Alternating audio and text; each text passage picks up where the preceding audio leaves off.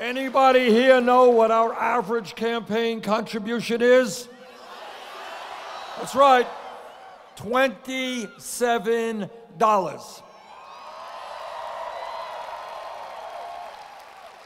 To paraphrase Abraham Lincoln at Gettysburg, this is a campaign of the people, by the people, and for the people.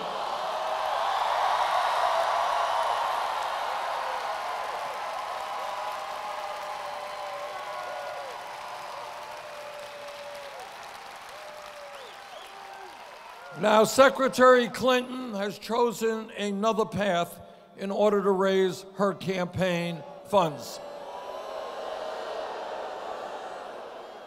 She has established a number of super PACs, and in the last filing report, her largest super PAC reported $25 million coming from powerful special interests, including $15 million from Wall Street.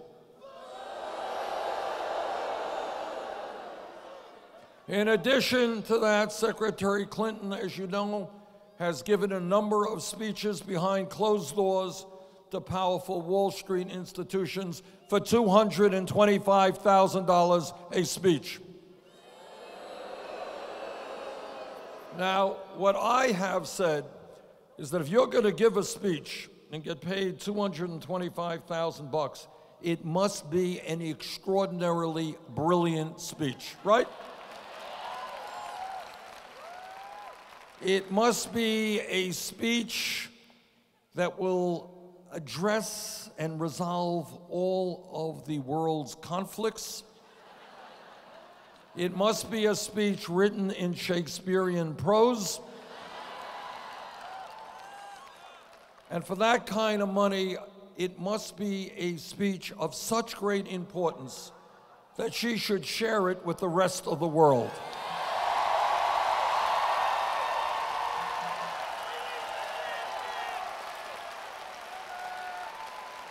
Now,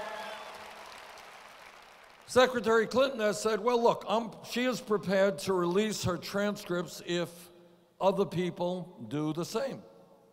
So I am prepared this morning to make a dramatic statement. I am prepared to release all of the transcripts of the speeches I gave on Wall Street. You ready?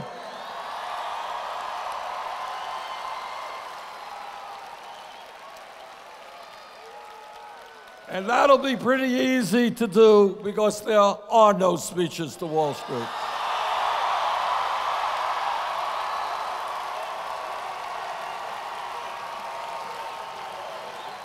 Now, I don't know, I cannot imagine why it is that Secretary Clinton got $2.25 for her speeches, and they haven't even invited me to go to Wall Street for $20,000 or $2,000 or $2. I don't know why. But it may have something to do that my message to Wall Street might be a little bit different than Secretary Clinton's.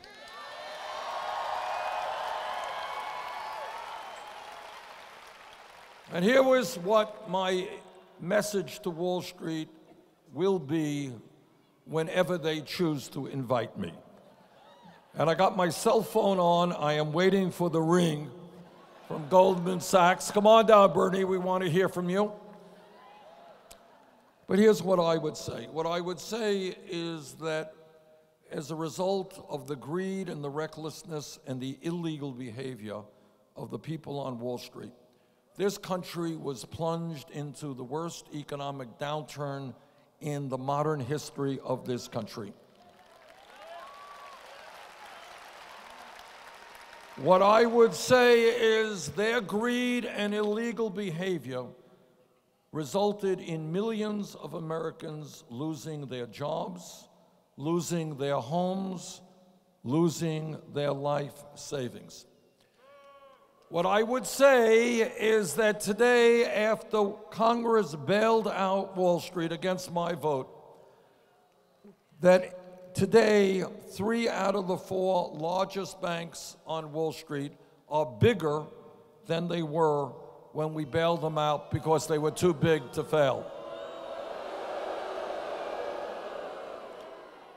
And what I would say that when you have a handful of banks with such incredible economic and political power, that it is time to break them up.